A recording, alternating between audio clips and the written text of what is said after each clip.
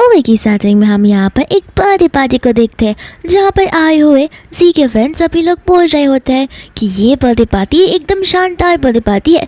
मैं अपनी पूरी लाइफ में भी स्काई पैलेस होटल में बर्थडे पार्टी देने का नहीं सोच सकता, क्योंकि यहाँ की हर एक चीज़ें कितनी एक्सपेंसिव है, लेकिन साथ साथ बहुत ज़्यादा लग्जरियस भी। यहाँ पर जी भी बड़ा मुस्कुरा रहा होता है, जहाँ पर वो अपने फ्रेंड्स को बता रहा था, मैं तुम्हें बता रहा हूँ ये सारी अरेंजमेंट्स मिया ने। लेकिन इतना बोलती यहाँ पर आ जाती है जेनी, जहाँ पर वो किम को बोलने लगती है कि लास्ट टाइम के जैसे इस बार भी मैंने तुम्हारे अकॉर्डिंग इस पूरे के पूरे होटल को बुक कर लिया है और यहाँ की वाइन्स सारी चीज़ें तुम्हारी फेवरेट के अकॉर्डिंग आई हुई है, ताकि तुम लास्ट टाइम की तरह इस टाइम भी सारी चीज़ें एंजॉय कर पाओ। जी यहाँ पर कहते हैं कि ठीक है, ज़्यादा बोलने की ज़रूरत नहीं है। एंड यहाँ पर वो मिया को इशारे करता है एक वाइन का ग्लास लाने के लिए, लेकिन ये इशारा कुछ ज़्यादा ही ईविल इशारा होता है। फिर यहाँ पर मिया जेनी के लिए वाइन लेकर आ जाती है, जहाँ पर सभी लोग उसके बर्थडे पार्टी का टॉस करते हैं और फिर बाद में सभी लोग वाइन पीते हैं। यहाँ पर जेनी को वो वाइन पीने के बाद थोड़ा सा कुछ अजीब सा लगने लगता है उसका टेस्ट, एंड यहाँ पर अचानक से जेनी को चक्कर भी आने लगता है, जहाँ पर जी ये सारी चीज़ें नोटिस करता है। तो फिर यहाँ पर जी बोलता है कि मैं ऐसे लेकर ऊपर जाता हूँ। मिया यहाँ पर मुंह बनाने लगती है और कहते हैं कि जब देखो तब पूरे के पूरे इवेंट का अटेंशन पाने की कोशिश करती है। साथ साथ यहाँ पर जी के दो फ्रेंड्स भी होते हैं जो कहते हैं कि चलो हम भी तुम्हारी मदद करने के लिए आते हैं। एंड वो सभी लोग जेनी को लेकर एक रूम में चली जाते हैं, जहाँ पर जेनी बेड पर होती है और उसे समझ नहीं आ रहा होता कि आखिर चल क्या रहा है, क्योंकि उसकी सर बहुत ज़्यादा हैवी हो गया होता है। यहाँ पे वो उसे पूछने लगती है कि आखिर तुम डॉक्टर को क्यों नहीं बुला रहे हो। जी यहाँ पर अपने दोनों फ्रेंड की ओर इशारा करता है, जहाँ पे उसके दोनों फ्रेंड जेनी के ऊपर आ जाते हैं एंड उसके साथ में ज़बरदस्ती करने लगते हैं। जेनी यहाँ पर हेल्प मांगी जा रही थी, लेकिन जी और मिया खड़े खड़े बस सारा तमाशा देख रहे थे और हंसे जा रहे थे, जैसे कि उन्हें कुछ फ़र्क ही नहीं पड़ता। यहाँ पर जेनी उसे बोलने लगती है कि प्लीज़ मेरी मदद करो, लेकिन यहाँ पर एक लड़की को गुस्सा आ जाता है, तो यहाँ पर वो जेनी को थप्पड़ मार देता है और कहता है कि तुम तो मेरे फ्रेंड जी को डिज़र्व ही नहीं करती हो, बल्कि तुम जैसे हमें मस्तीखोर लड़कों को डिज़र्व करती हो।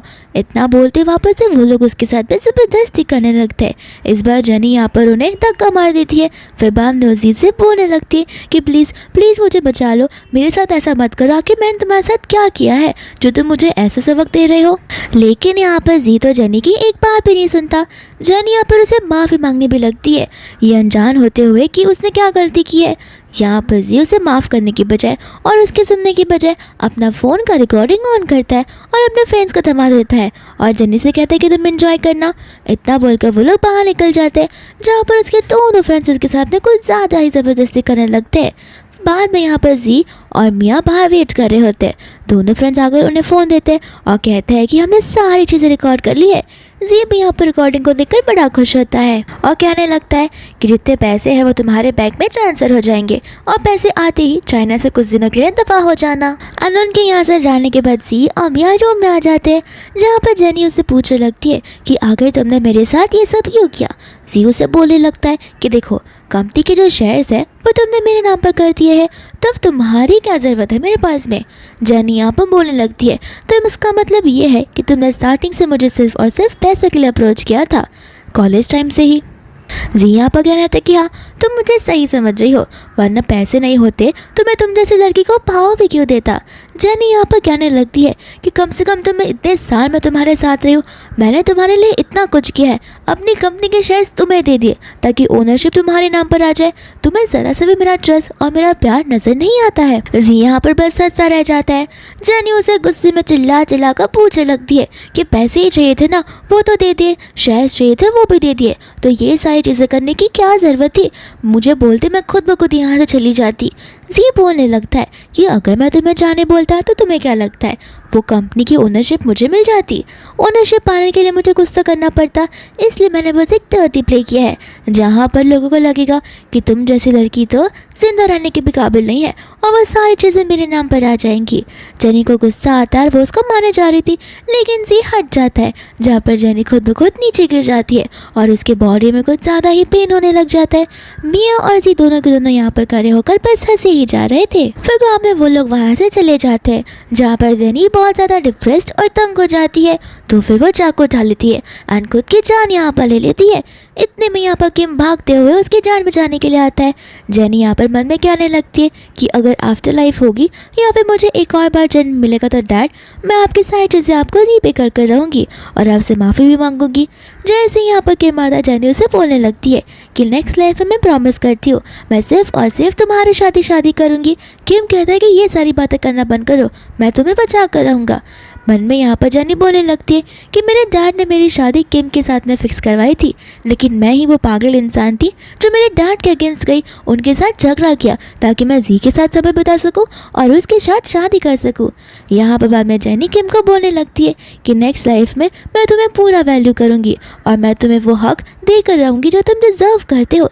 इतना बोलती यहाँ पर उसकी सांसें रुक जाती है, जहाँ पर जेनी इस दुनिया को छोड़कर चली गई होती है एंड किम बहुत ही ज़्यादा ज़ोर से चिल्लाने लगता है। दोस्त हम यहाँ पर वापस से जेनी को देखते हैं जो कि ऑफिस में होती है एंड मिया को उसने कॉफ़ी दिया होता है, लेकिन मिया यहाँ पर जानबूझकर कॉफ़ी को गिरा देती है। साथ साथ जेनी को भी और चिल्ला कर बोलने लगती है कि इतना गर्म चाय तुमने मुझे किस तरीके से दिया और मेरा तो पूरा हाथ ही जल गया है।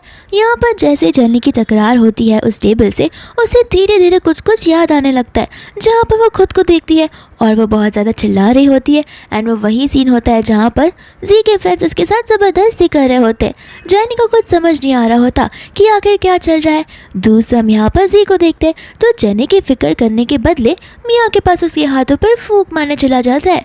दूसरा यहाँ पर जेनी को सब कुछ याद आ जाता है, तब उसे समझ आता है कि उसका एक बार फिर से रीबर्थ हुआ है, जहाँ पर वो इस रीबर्थ को ज़ाया नहीं करने वाली है और अपना रिवेंज लेकर ही रहेगी।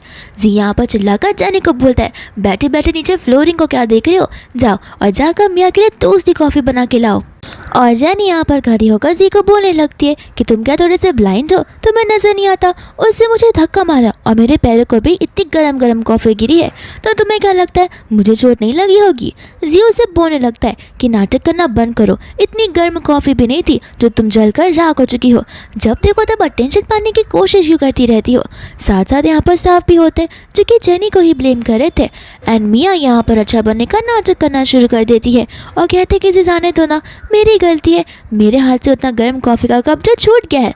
जी बोलता है कि उसकी बातों में बताओ, ये तो बस तुम्हें दोषी ठहराएगी, लेकिन तुम्हें तो जल गया होगा, तुम टेंशन मत लो। फिर यहाँ पर वो जेनी को बोलता है कि अभी की अभी मियाँ से माफ़ी मांगो और तो जाकर उसके लिए दूसरा कॉफ़ी भी बना कर लेकर आओ। जेनी बोलती कि माफ़ी, ठीक है रुको, मैं अभी उससे माफ़ी मांगती हूँ। एंड जेनी यहाँ पर जाकर दूसरा कॉफ़ी लेकर आती है और बोलते कि ठीक है मैं माफ़ी मांगना चाहती हूँ, और वो ज़ोर से उसके पूरे के पूरे बॉडी पर वो कॉफ़ी फेंक देती है, जहाँ पर सभी ऑफिस के स्टाफ भी खुद ब खुद शॉक हो जाते हैं। जी कहता है कि पागल हो गई हो क्या तुम्हें समझ भी आ रहा है तुम क्या कर रही हो। जेनी बोलती कि हाँ मैंने उसके ऊपर कॉफ़ी गिराई, इस चीज़ के बारे में मैंने तो पहले से उसे माफ़ी मांग ली थी। जी उसे बोलने लगता है कि अगर मियाँ को कुछ भी हुआ ना तो तुम देख लेना, मैं तुम्हें नहीं छोड़ूंगा। जेनी बोलने लगती है कि हाँ अब उसके ऊपर कॉफ़ी गिरा तो बराबर से नज़र आ रहा है, जब मुझ पर कॉफ़ी गिरा था तब तो तुम्हें नजर नहीं आ रहा था ना, और ऐसे भी इतनी गर्म कॉफ़ी भी नहीं फेंकी है जो वो जल के राख हो जाए। जी यहाँ पर उसे बोलने लगता है मुझे पता है तुम ये जानबूझकर कर रही हो ताकि तुम मेरा अटेंशन गेन कर पाओ, लेकिन मैं तुम्हें बता देना चाहता हूँ इन सभी हरकतों से मैं तुम्हें प्यार नहीं बल्कि और भी ज़्यादा हेट करता जा रहा हूँ। एंड यहाँ पर वो जेनी को सुनाने लगता है।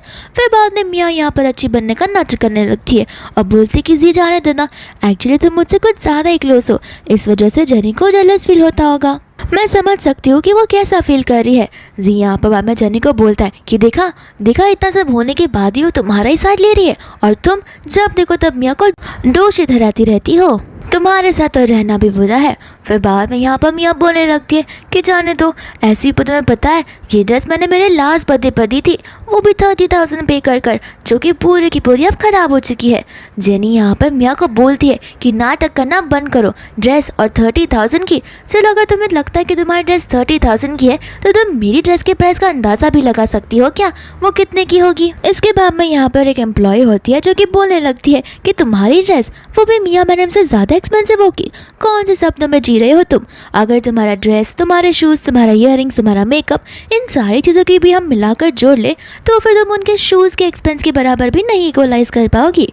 दूसरा यहाँ पर एक और स्टाफ होती है जो कहने लगती है कि तुम्हें तो जी का उपकार समझकर ले लेना चाहिए, क्योंकि तुम्हारी मॉम उससे घर की नौकरानी है और तो जी ने कॉलेज से लेकर अब तक तुम्हारे सारे एक्सपेंसेस पे किए, साथ साथ तुम्हारे स्कूल के फीस भी। तो तुम्हें उस पर थैंक यू बोलना चाहिए, ना कि उसे इस तरीके से चिल्लाना चाहिए।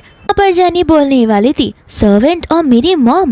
इतने में यहाँ पर जी आ जाता है उससे बात करने के लिए, ताकि जी की पोल ना खुल पाए। और वो जानी को बोलने लगता है कि आखिर तुम कितना बोलती रहोगी, तुम्हारी वजह से ये सारी चीज़ें हो रही है और ऑफिस का एनवायरनमेंट डिस्टर्ब हो रहा है। और रही बात इन तुम्हारी छोटी छोटी हरकतों की, अगर तुमने वापस ऐसा कुछ किया तो याद रखना ना, मैं 1 मंथ तक तुमसे बात नहीं करूँगा। जेनी यहाँ पर हंसते हुए बोलती है 1 मंथ, 1 साल तक बात मत करो ना, अगर इतनी हिम्मत है तो। जी उसे बोलने लगता है कि लगता है तुम्हारी ज़बान कुछ ज़्यादा ही चलने लगी है। लेकिन इतने में यहाँ पर मिया आ जाती है जो कहने लगती है कि तुम भी क्या इस मेड जैसी लड़की से अपना मूड खराब कर जाए हो? ऐसे भी तुम्हें याद है ना, आज तुमने मुझे प्रॉमिस किया था कि तुम मुझे अपने घर पर लेकर जाओगे, तो क्या मैं यहाँ पर अपने सारे कलीग्स को घर पर इनवाइट कर सकती हूँ? जी को यहाँ पर डर लगने लगता है। फिर बाद में यहाँ पर उसके कलीग से बोलने लगते कि हाँ, मैंने सुना है तुम्हारा घर बहुत बड़ा है और तो और उस पूरे एरिया में सबसे एक्सपेंसिव भी तुम्हारा घर ही है, तो क्या हम तुम्हारे घर को देख सकते हैं प्लीज़? यहाँ पर जो जेनी होती है वो उन सभी की सारी बातें सुन रही थी और जी से पूछने लगती है कि क्या तुम सच में इन सभी लोगों को अपने बंगलों में लेकर जाने वाले हो क्या? यहाँ पर बाद में वो कलीग्स बोलना चालू कर देते हैं कि लगता है तुम्हें बहुत जेलस फील हो रहा है, ऐसे भी तुम शायद उस बंगलों में ही रहती रहोगी ना, क्योंकि तुम्हारी मॉम वहाँ की सर्वेंट जो है। और यही फ़र्क है हाई क्लास लोगों में और लो क्लास लोगों में।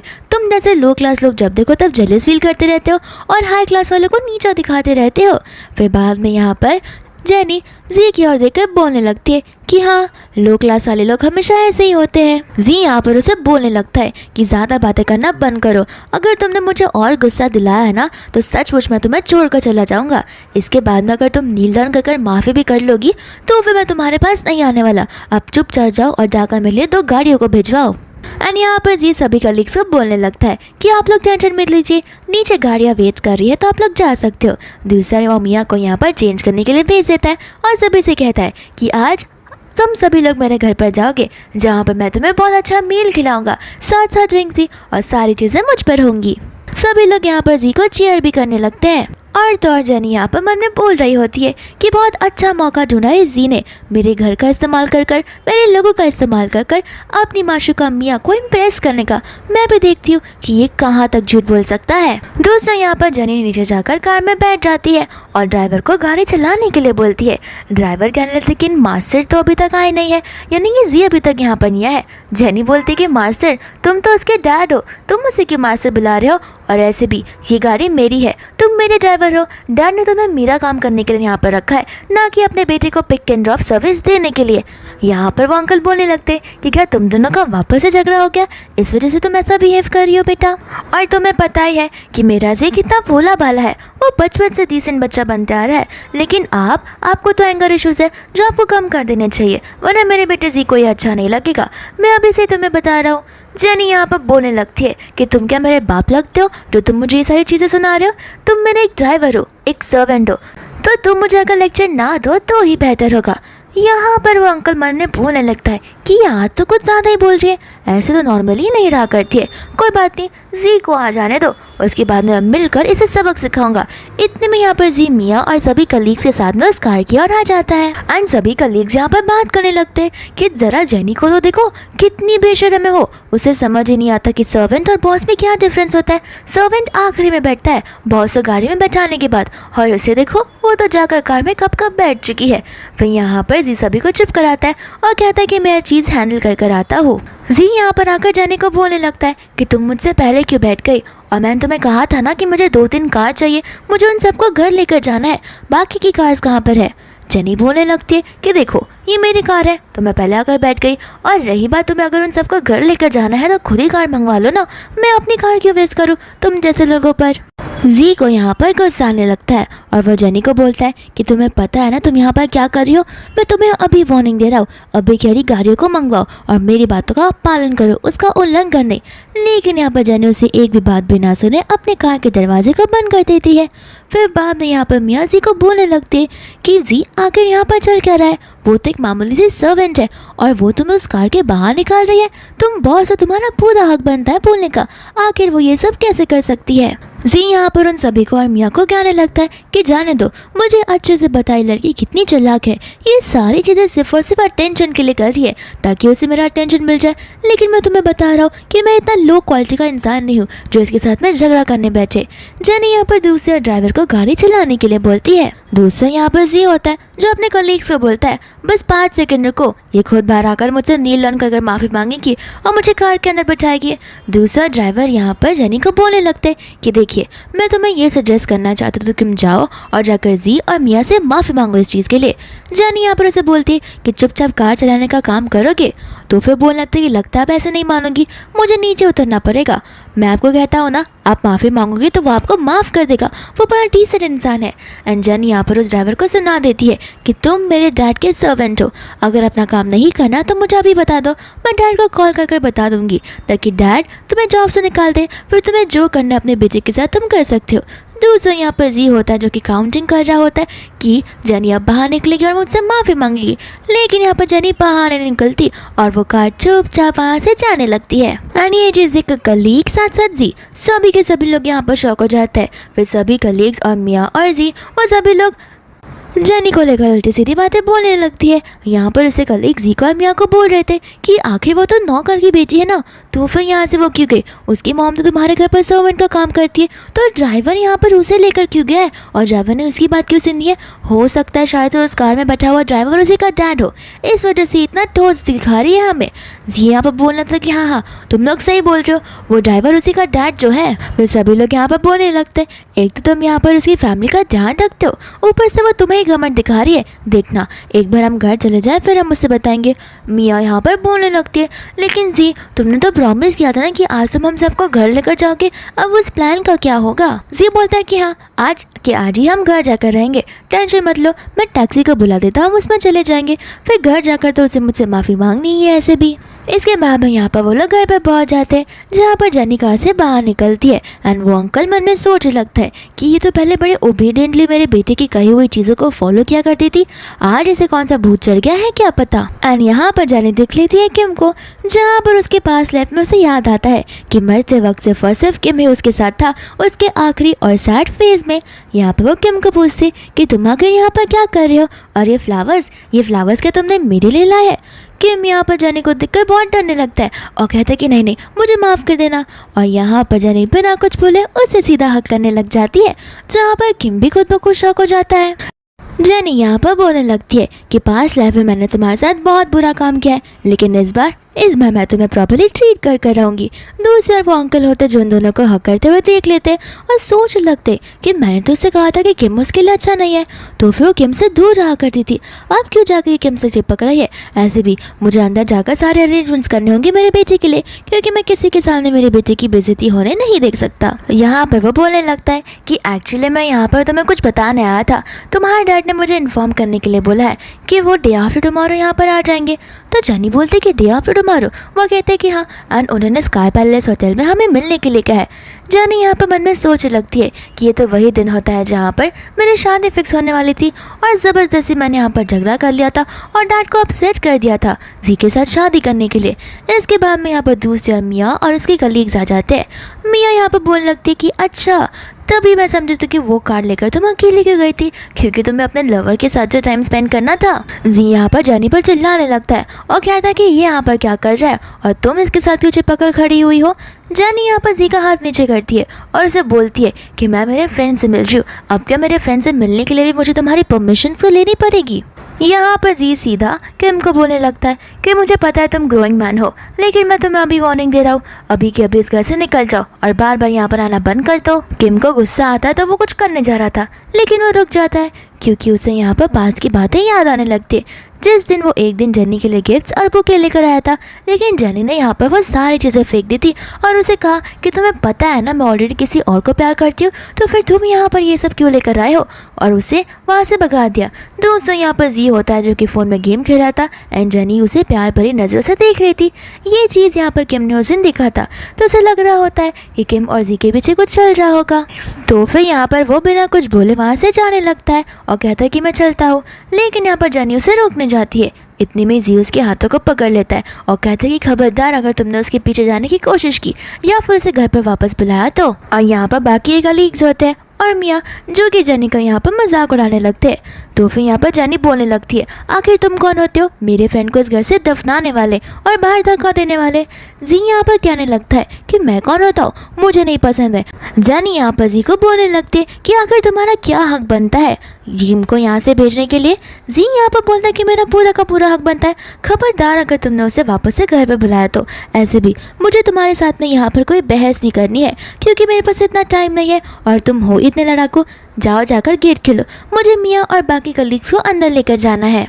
जेनी यहाँ पर बोलने लगती है कि तुम्हारा घर है ना, तुम दरवाज़ा खोलो, आखिर तुम्हारे लिए मैं क्यों दरवाजे खोलूं। दूसरी यहाँ पर मियाँ होती है जो बोलती है कि तुम सर्वेंट हो तो सर्वेंट वाले काम करो, चुपचाप जाकर जी ने जो ऑर्डर दिया है दरवाज़ा खोलने का वो जाकर खोलो, उसके साथ यहाँ पर ज़बान मत लड़ाओ वरना तुम्हें पता है जी तुम्हें सचमुच इस जॉब से फायर कर देगा। जेनी बोलने लगती कि अच्छा ठीक है, मैं भी देखना चाहता कि आखिर मास्टर जी मुझे इस घर से कैसे फायर करते हैं। और यहाँ पर एक कलीग होती है जो कि जेनी पर चिल्लाने लगती है कि तुम सच में ही सारी एक्टिंग कर रही हो, तुम्हें शर्म नहीं आती।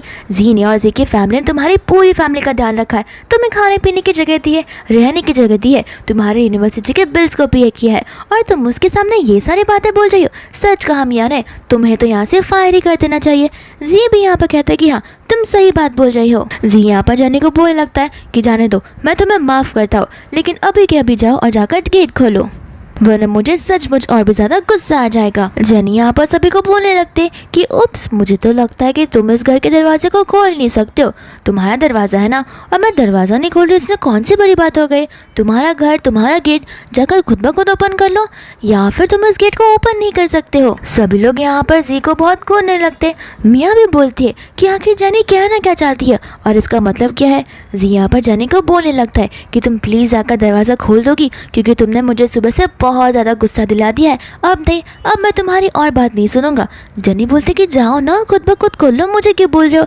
जी कहते कि देखो मैं समझ सकता हूँ तुम शायद से मुझसे गुस्सा इसलिए हो और तुम ये सब जानबूझकर इसलिए कर क्योंकि मैं और मियाँ क्लोज है। ठीक है, मैं प्रॉमिस करता हूँ कि मैं मियाँ से दूर रहूँगा, लेकिन अभी इस दरवाजे को खोलो क्योंकि मुझे अंदर जाना उन सभी कलीग्स को लेकर, मैंने उन्हें अपने घर पर इन्वाइट किया है। जेनी बोलते कि ठीक है, तुम चाहते हो ना कि मैं गेट खोलूँ, ओके, मैं गेट खोलने के लिए रेडी हूँ, लेकिन पहले नी डाउन करके मुझसे बैक करो, उसके बाद में। सभी कलीग्स यहाँ पर आपस में बात करने लगते कि घर यहाँ पर तो है जी का, तो फिर जी यहाँ पर क्यों जेनी से बैक करेगा दरवाज़ा खोलने के लिए, आके यहाँ पर चल क्या रहा है। मनी मन यहाँ पर मियाँ भी सोचने लगती है कि इससे मुझे हर बार इतने एक्सपेंसिव कपड़े, इतने एक्सपेंसिव बैग दिला है, तो फिर यहाँ पर खाली एक मामूली सा घर का गेट ओपन करने के लिए इसके सामने क्यों बैक करेगा। जी को यहाँ पर गुस्सा आ जाता है और कहता है कि ठीक है, बाद में आकर खुद ब खुद मुझसे माफ़ी मत मांगना, अब 10 दिन के लिए मैं तुम्हारे साथ बात नहीं करूँगा।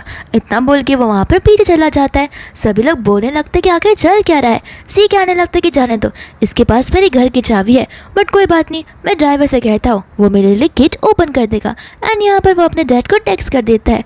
फिर बाद में यहाँ पर शीन बोलने लगते कि तभी मैं सोचूं कि यहाँ पर वो चाबी तुम्हारे पास नहीं बल्कि जेनी के पास है, इस वजह से तुम गेट नहीं खोल पा रहे हो। जेनी, एक तो जी ने तुम्हारे साथ चाबी को लेकर तुम पर ट्रस्ट किया और अब तुम जिस थाली में खाती हो उसी थाली में छेद कर रही हो। जेनी बोलते कि तुम्हारा कहने का मतलब ये है कि इसने मुझे इस गेट की और इस घर की चाबी दे रखी है। तो फिर डेजी बोलने लगते नाटक करना बंद करो, चाबी उसने ट्रस्ट कर तुम पर दी थी और तुम यहाँ पर खुद ब खुद उसे चिल्लाई जा रही हो। तो फिर बाद में जेनी उन सबको बोलती है कि तुम लोग क्या थोड़े से मन बुद्धि हो क्या, तुम्हें क्या लगता है जब भी कार यहाँ से अंदर जाती होगी तब क्या कार वाला बाहर निकलता है, फिर बाद में चाबी से गेट ओपन करता है और उसके बाद में अंदर जाता है। डेजी बोलने लगती है कि तुम कहना क्या चाहती हो। जेनी बोल देती है कि यहाँ पर किसी कीज की ज़रूरत नहीं है, ये गेट फेशियल रिकग्नाइजेशन से ओपन हो जाता है। डेजी बोलते कि हो सकता है कुछ उसमें प्रॉब्लम हुआ हो, इस वजह से उसे चाबी यूज़ करनी हो, इसमें तुम्हें क्या प्रॉब्लम है। और अगर तुम्हें इतना ही नाटक आ रहा है तो जाओ जाकर अपना फेस स्कैन करो और फेस स्कैन करने के बाद गेट को ओपन कर लो। जेनी यहाँ पर डीजे से बोलती है कि तुम्हारा आइडिया तो बड़ा अच्छा है, क्या पता मेरे फेशियल रिकग्नाइजेशन से ये गेट खुल जाए। जी यहाँ पर उसे रोकना चाहता है लेकिन सभी के सामने उसे रोक नहीं पाता और धीरे धीरे जनी पीछे जाती रहती है, जहाँ पर वो अपना फेस स्कैन करती है और वो गेट अपने आप खुलने लग जाता है। ये सब देखकर तो लोग खुद ब खुद ही शॉक हो जाते हैं। जी को लगता है कि अब तो उसका भांडा फूट जाएगा, लेकिन दूसरों यहाँ पर उसके डैड आ जाते हैं जो कि सभी को बोलने लगते हैं कि आप सब बाहर क्यों खड़े हो, आप सभी लोग अंदर आइए ना। जनी यहाँ पर बोलने लगती है, आप सभी लोग, तुम्हें क्या नजर नहीं आ रहा, मैं यहाँ पर खुद के घर पर आई हूँ, मैं यहाँ पर इस घर में मेरे अलावा और कोई भी एंटर नहीं कर सकता। जी बोलने लगता है कि तुम कहना क्या चाहती हो, मैंने यहाँ पर मिया और मेरे कलीग्स को अपने घर पर इनवाइट किया है एक प्रॉपर मील के लिए और तुम मुझे अंदर आने से ना बोल रही हो। जनी यहाँ पर बोलने लगती है कि जाओ ना, मैंने कहाँ मना किया है, लेकिन फिलहाल मुझे मेरे घर पर आराम करना है, तो मुझे नहीं चाहिए कि बाहर का कोई भी लोग आया मुझे डिस्टर्ब करे। यहाँ पर उसका डैड बोलने लगता है कि बेटा वो लोग कब से बाहर खड़े, तुम्हें यहाँ पर मेहमानों को इतने टाइम तक बाहर खड़ा करना नहीं रखना रहना चाहिए कि ये सारी चीज़ें अच्छी नहीं होती है। चलो चलो जल्दी से सब लोग अंदर आ जाओ। फिर यहाँ पर सभी लोग अंदर आने लगते हैं, जहाँ पर एक एक करके वो सभी लोग जनी को ताने मारते हैं और यहाँ पर जी भी जनी को बोलता है कि तुम देख लेना, इस बार तो तुमने हद ही पार कर दी है, मैं तुम्हें नहीं छोड़ने वाला हूँ। जनी भी मन में यहाँ पर बोलते थे कि जाओ जाओ अंदर चले जाओ, धीरे धीरे मैं भी तुम्हें बताती हूँ कि जो गेम तुम मेरे साथ खेल रहे हो वो अगर मैं तुम्हारे साथ खेलना शुरू करती हूँ तो तुम्हारे लिए कितना बुरा हो सकता है। दोस्तों यहाँ पर वो ड्राइवर अंकल बोलने लगता है कि देखो जेनी, मैं तुम्हें अभी बता रहा हूँ कि एकदम स्पॉइल्ड ब्रांड बच्चों जैसे एक्टिंग करना बंद कर दो। जी बेचारे ना, आखिर तुम्हारा क्या ही बिगाड़ है जो तुम जब देखो तब यहाँ पर हमें नीचे दिखाती रहती हो। इतना बोलकर वो अंकल वहाँ से चला जाता है और यहाँ पर उनके वहाँ से जाने के बाद जेनी ऑफिस को कॉल लगाती है। फिर बाद में सभी लोग यहाँ पर अंदर आ जाते हैं, जहाँ पर उसके कलीग्स एक एक करके घर के सभी चीज़ों को टच कर फील करने लगते हैं, क्योंकि इतनी सारी चीज़ें एक्सपेंसिव जो होती है और उन्होंने वो सारी चीज़ें पहली बार देखी थी। मियाँ भी यहाँ पर जी को हक कर बोलती है कि तुम्हारा घर तो बड़ा प्यारा है। दूर से वो अंकल आकर सभी को कहने लगता है कि तुम सब इसे अपना घर ही समझना और तुम टेंशन मत लो, मैं यहाँ पर तुम्हारे लिए अच्छे से सर्विंग करूँगा, यहाँ के बेस्ट वाइन्स को ला कर रहूँगा, साथ ही साथ मील भी एकदम लग्जरियस वे में प्रिपेयर होगा। इतने में यहाँ पर जेनी आ जाती है और कहने लगती है कि कोई मेरी परमिशन के बिना यहाँ की चीज़ों को कैसे छू सकता है। यहाँ पर अंकल बोलने लगते कि आखिर तुम क्या ना क्या चाह रही हो। जी भी यहाँ पर जेनी को बोलता है कि अब तक तुम्हारा ड्रामा और तुम्हारा तमाशा खत्म नहीं हुआ क्या, जो तुम यहाँ पर हमें भी डिस्टर्ब करने आ गए। जेनी बोलने लगती है कि कोई बात नहीं, कुछ समय में तुम्हें समझ आ जाएगा। एंड यहाँ पर 4-5 ऑफिसर्स आ जाते हैं जो कि जेनी को सल्यूट करने लगते हैं। इसके पहले तो यहाँ पर शीन और द डेजी आगे बढ़ रहे थे जेनी को मारने के लिए और इतने सारे ऑफिसर्स को देखकर तो वो लोग वहीं पर रुक जाते हैं। ऑफिसर यहाँ पर बोलने लगता है कि मैं भी देखना चाहता हूँ कि आखिर इस घर में बिना किसी की परमिशन के कौन घुस आया है। यहाँ पर ऑफिसर जी को देख लेता है तो फिर वो जी को भी ग्रीट करने लगता है। जी कहता है कि टेंशन मत लो, यहाँ पर इस घर में बिना किसी परमिशन के कोई नहीं आ सकता, और रही बात इन लोगों की तो ये सभी लोग मेरे फ्रेंड्स हैं। तुम्हारा यहाँ पर काम करने के लिए शुक्रिया, अब तुम लोग यहाँ से जा सकते हो। जेनी बोलने लगते हैं लेकिन मैंने तो इन सबको इन्वाइट नहीं किया और तो ना ही मैंने इन्हें अंदर आने की परमिशन दी थी। ऑफिसर्स यहाँ पे बोलने लगते हैं कि बस बात खत्म हो गई, इन सबको हमें यहाँ से निकालना ही होगा। शीन, डेजी और मियाँ यहाँ पर किसी को भी कुछ भी समझ नहीं आता।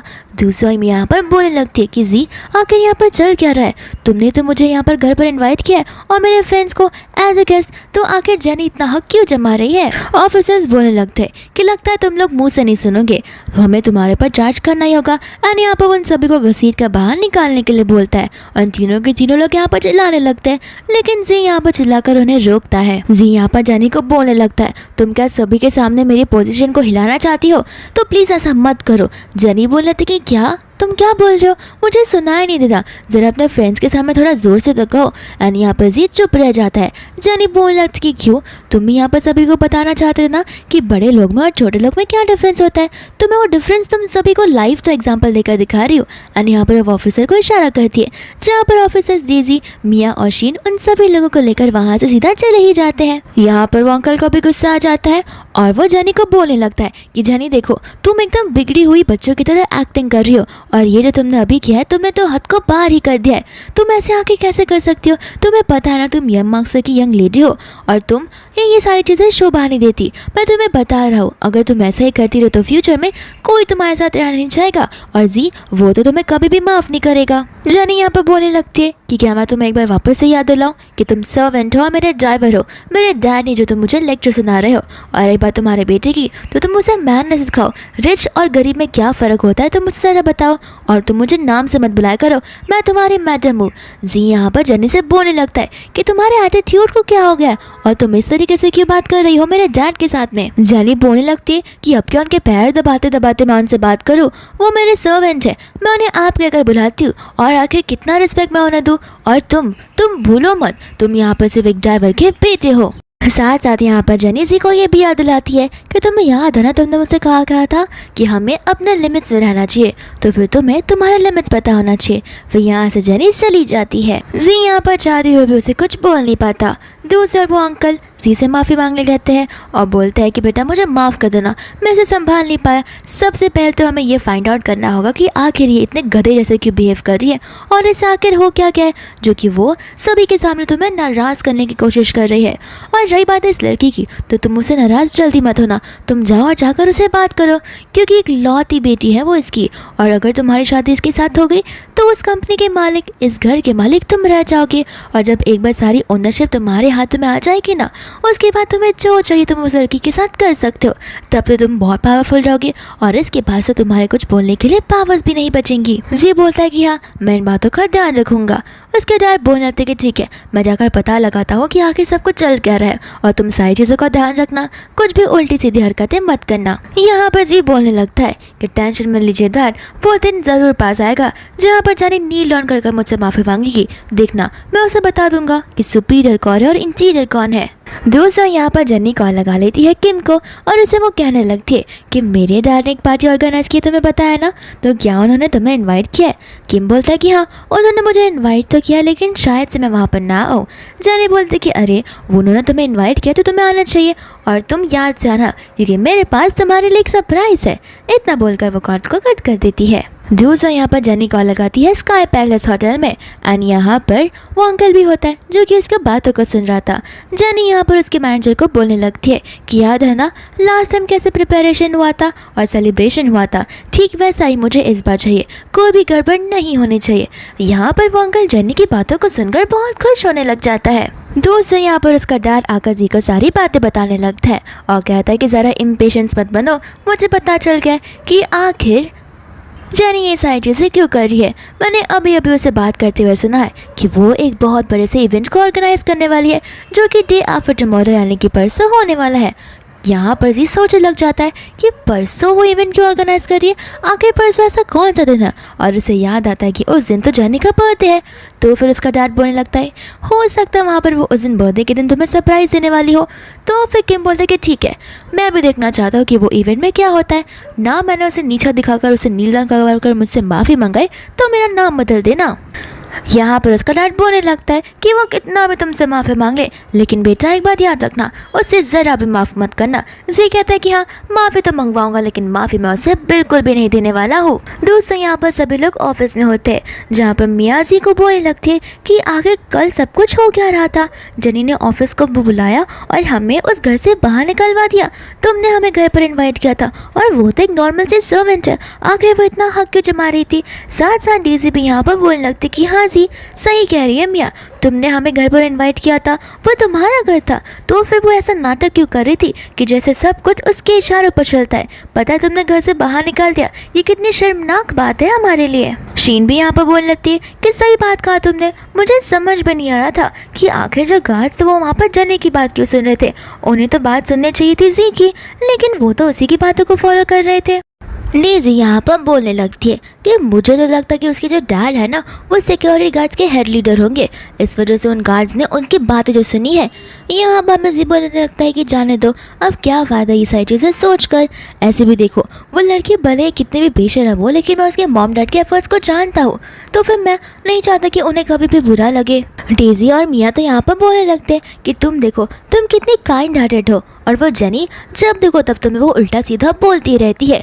फिर यहाँ पे जी बोलता है कि जाने दो, ऐसे भी कल वहाँ पर एक बर्थडे पार्टी ऑर्गेनाइज होने वाली है जहाँ पर तुम सबको भी मैं इन्वाइट करता हूँ, और देखना कल के दिन वो मुझसे किस तरीके से माफ़ी मांगने वाली है। और मैं मेक श्योर करूँगा कि वो नील डाउन कर माफ़ी मांगे, नॉर्मली खड़े होकर बस सॉरी ही ना बोले।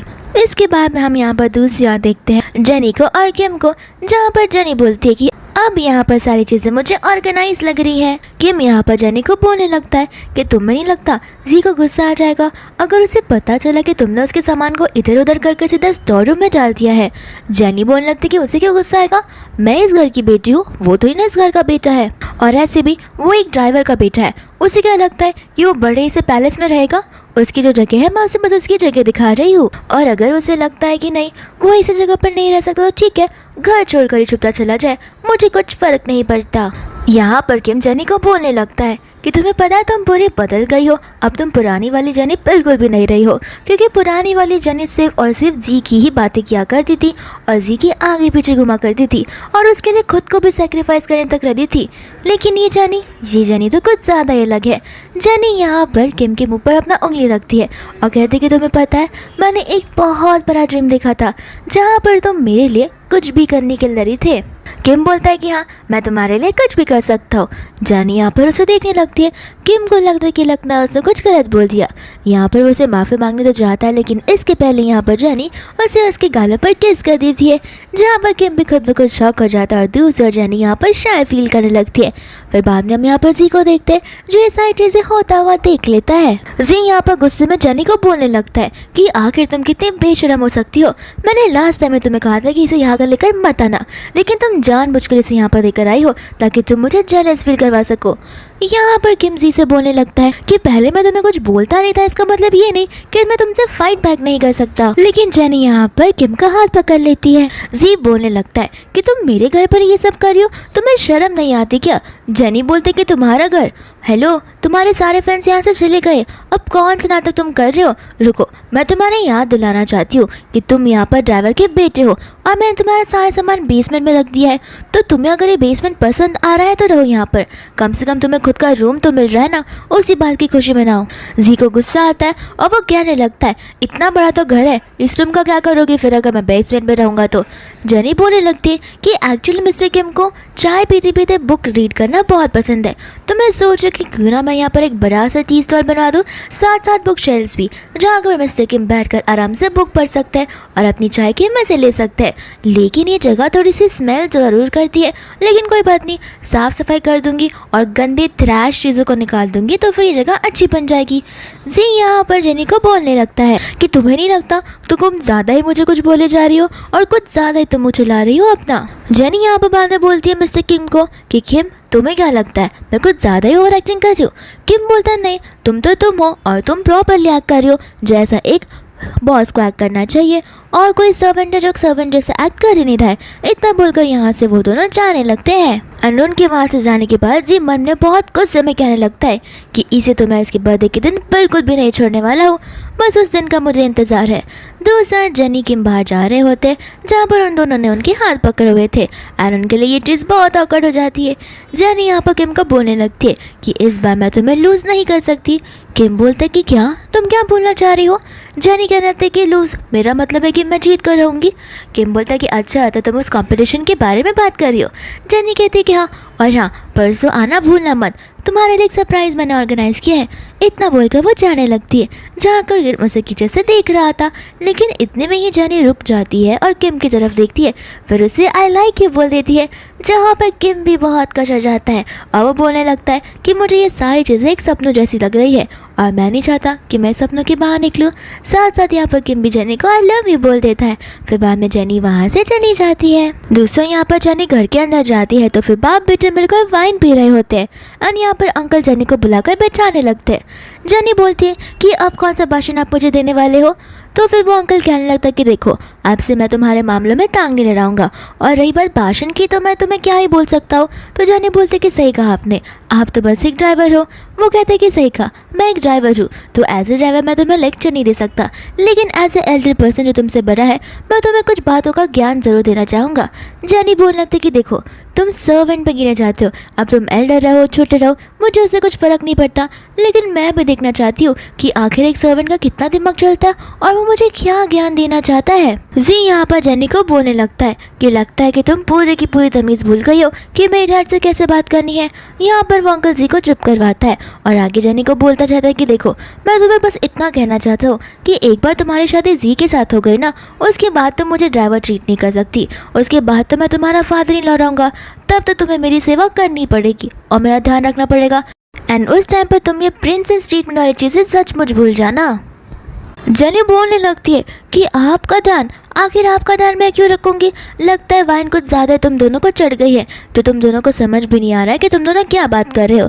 जी यहाँ पर गुस्सा आने वाला था, लेकिन अंकल वापस से उसे रोकते हैं और जेनी से बोलने लगते हैं कि देखो, मैं समझ सकता हूँ तुम लड़की हो तो लड़कियों में इमोशनल वाली चीज़ें अप एंड डाउन होती रहती है, लेकिन फिलहाल तुम्हारे पास डैड का दिया हुआ सब कुछ है, इसलिए तुम इतना नाटक करती रहती हो और प्रिंसेस बनती रहती हो।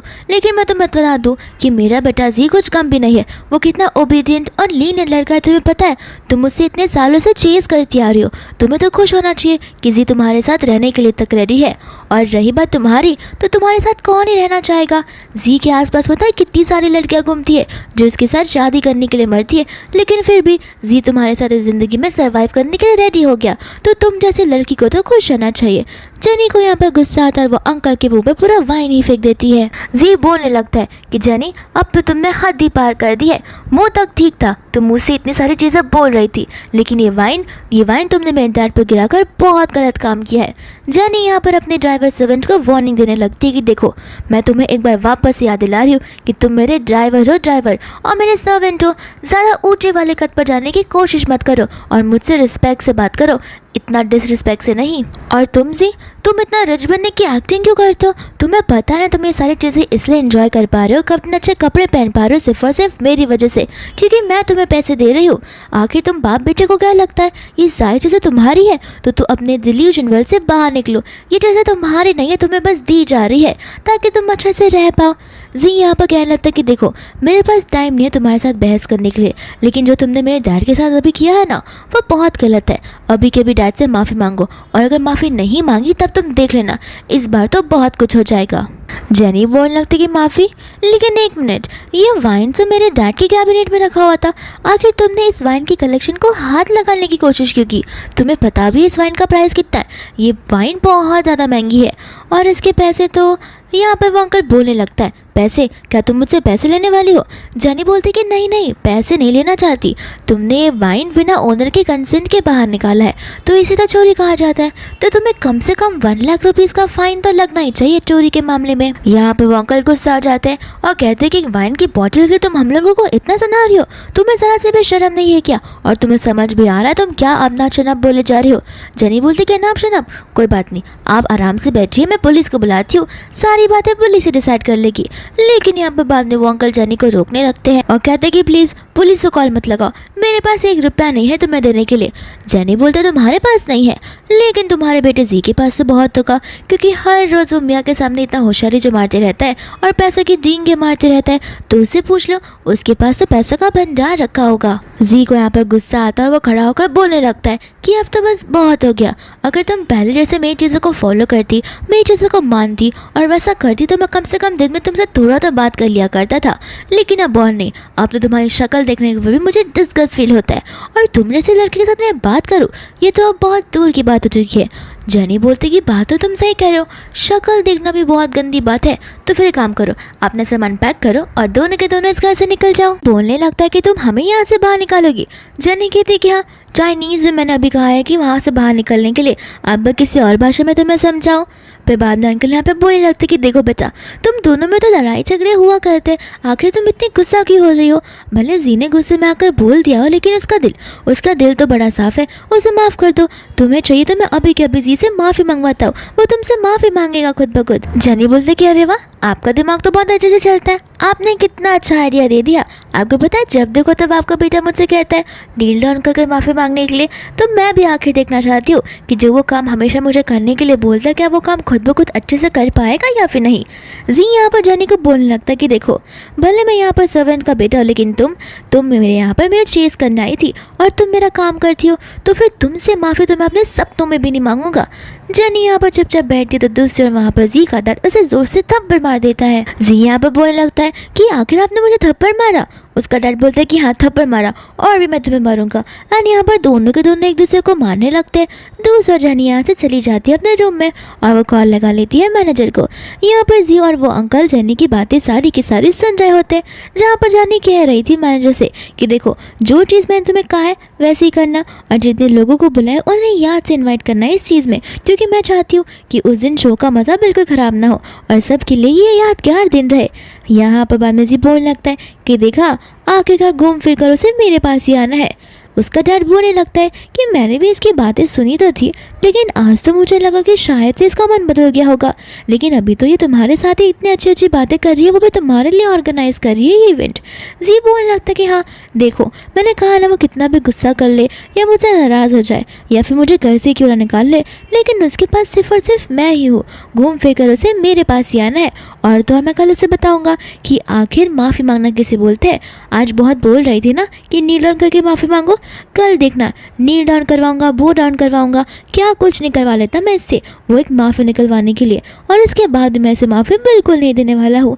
डैड यहाँ पर उसे कहने लगता कि सही कहा तुमने, ये थोड़ा टाइम पहले कुछ ज़्यादा नाटक कर रही थी, एक एक कर इसकी सारी चीज़ का बदला तुम इसे ज़रूर निकाल कर रहना। फिर नेक्स्ट डे यहाँ पर सुबह हो जाती है, जहाँ पर जी ब्रेकफास्ट करने जाता है, लेकिन यहाँ पर नाश्ता तो रखा ही नहीं हुआ होता, तो वो चिल्लाकर मेड को बुलाता है और कहता है कि नाश्ता कहाँ पर है।